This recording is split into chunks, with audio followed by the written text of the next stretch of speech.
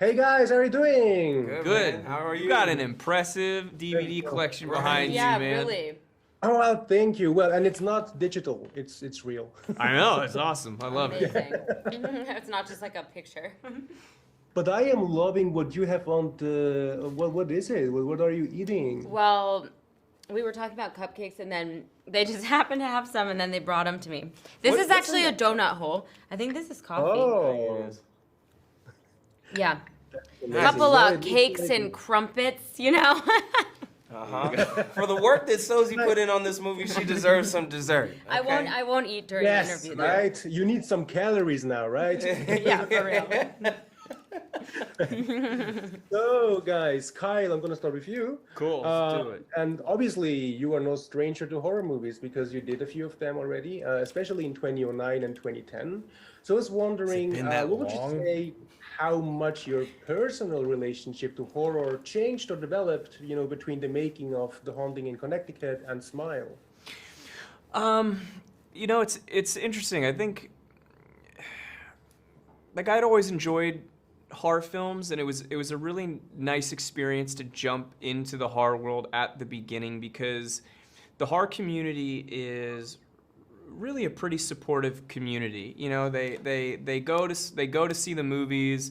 They support the films. It's a bit of a family in its own way, and it feels like it's always been big, but it feels like it's grown, and it feels like it not only my personal experience with it, but it also feels like the way horror movies have been accepted into the mainstream has also shifted a little bit. It feels more acceptable not only into the mainstream, but also professionally, right? Like back in the day, you would make a horror film and it was more for the fans, and people would be like, yeah, great, it's a horror film, whatever. Like as an actor, people didn't really give it, I think, the credit that was due. And now to see that shift happening, you're seeing all these like amazing horror films, and people are really putting some big budgets into these movies, and you're watching these amazing stories be told, and finally being given sort of the gravitas and the respect that I think they've deserved for a long time. And that's been really fun to be a part of for the last 10 plus years. Watch all of that grow and shift and happen, and I'm very grateful to have been welcomed into that community. And I've met a lot of people through it, and people who have been very kind to me for a very long time. Even people that I've spoken to today who I've known for like a long time. It's very cool. Yeah.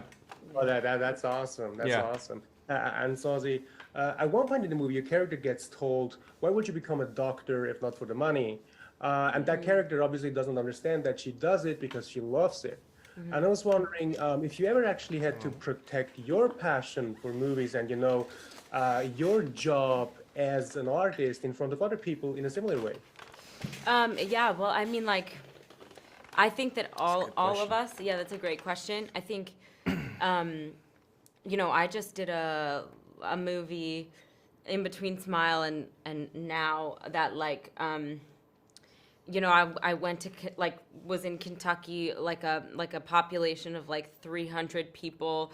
We we were carrying gear, like it was like a no budget movie, but like I had such an incredible experience, and all of us have had those experiences. And like actors notoriously will work for absolutely nothing, you know what I mean, constantly, and no matter how big you get, you'll like work for nothing. So Yeah. like, so I think that like, yeah, like there is, we do it because we love it. And like, if you get paid, it is it's kind of like a bonus or like a cherry. Yeah. Like I know, I mean, actors, like I'm always in awe of their passion, like how they will just do anything and everything, So, I totally understand where she's coming from in that. I mean, I also think that other people have different motivations for working, and that's totally fine too. Like, I don't judge it either way. Everybody has to figure everything out. And so, but that's just personally, like, I think actors will always have that kind of like, Right. yeah. And Jessie, obviously, each smile, be it in the movie or in real life or in another film, each smile has a different meaning. And very often, as actors, you have to make, whenever you smile, you have to make us see the real meaning that the characters in the film don't necessarily see yet. So I was wondering, as an artist, how tricky can it be to bring across the real meaning behind a smile? Oh man, that's a good question too.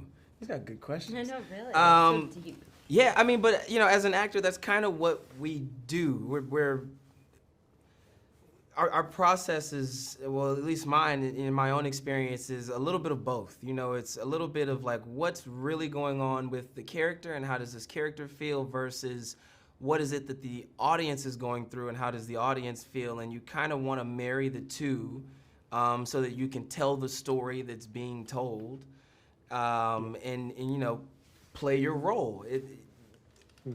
That's sort of like what I think you're getting at here is, especially when it comes to a smile, there's such a wide range that you can use a smile for in film and television. You can tell so many different things through a smile, and just the way that you gauge that, or being able to gauge that is sort of like, what the meat and bones of being an actor is. It's any expression, for example, how we use them. Those are all like tools that we use to tell a story. Right. And Kai, what would you say, how good are you at, recognizing the real meaning behind a smile? Because a lot of people are unable to see if a smile really is, like a smile, a happy smile, or if that smile is hiding something. I think it's tricky, and I think that's what makes this film so scary, right? Like, a smile is supposed to be a kind gesture. It's supposed to be something between me and you that's shared for a second, and it's nice, and it's something to say, I'm safe, I'm okay, But like anything else, people can find ways to abuse things that are meant to be kind or good and use it against somebody. It's the same thing as like, there's a guy in a van with some fucking candy. You know what I mean? Like, it's as simple as that. Candy's sweet. I like this. This is good. This should be good. So a smile in real life, I mean, it can be hard because sometimes people do have very twisted motives, and I think that's where things get really, really difficult because you never really can tell.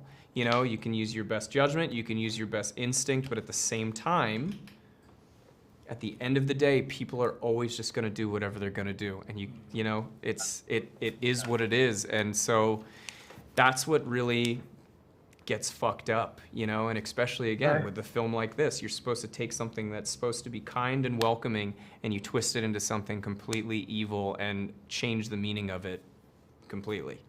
Absolutely, yeah. And Sosie, last question to you. Your character has like 80 hours long weeks, and that's the reason why your boss believes that that's the reason why she might see what she sees. And as actors, you might be familiar with long shooting days and long weeks as well. So I was wondering, when you shoot a movie like Smile, how do you make sure you still get enough rest between the takes before you start to see people smiling at you the weird way? I mean, like, fuck, I don't know. You do your best, Like, I guess I tried to prioritize sleep, but it's hard. Like, horror movies specifically, it's always a thought. Like, it's going to be a lot of night shoots, and you're going to be, like, nocturnal for a long time. And then they're going to, the schedule is going to totally flip. So that's sort of just, like, what we do. It is, like, our lives. It's weird hours. It's hard hours. But it's temporary. You know what I mean? It's not forever. So you kind of just, you work really hard. It's a great job. Like, I'm not going to complain about it. But yeah, like finding a time to sleep. I usually slept at lunch, at least like try to close my eyes. The other day, though, I hadn't slept in a couple days just because I already have kind of insomnia. And then I saw a lizard in the house, and Scoot was like, "Are you seeing things?" And I was like, "No, I swear to God." And then we found it on like the other side of the bed, and I was like, "Ha, see, there's a lizard." So I do understand how like your mind could play tricks on you. It hasn't actually happened to me yet, but. On set? What? What do you mean? You mean it hasn't happened to you like in general? No, it's never. Okay, I've gotcha, never gotcha. seen a lizard because I hadn't slept well. Like that was really extreme. I was like, "Excuse me." Yeah. Awesome, guys. Seriously, that was such a pleasure talking to you. Thank you so much for your time. All the best with your movie. And please send over some donuts. Okay, All right, yes. yeah, we got. I'm going to get my They have an cupcake now. assortment, of course.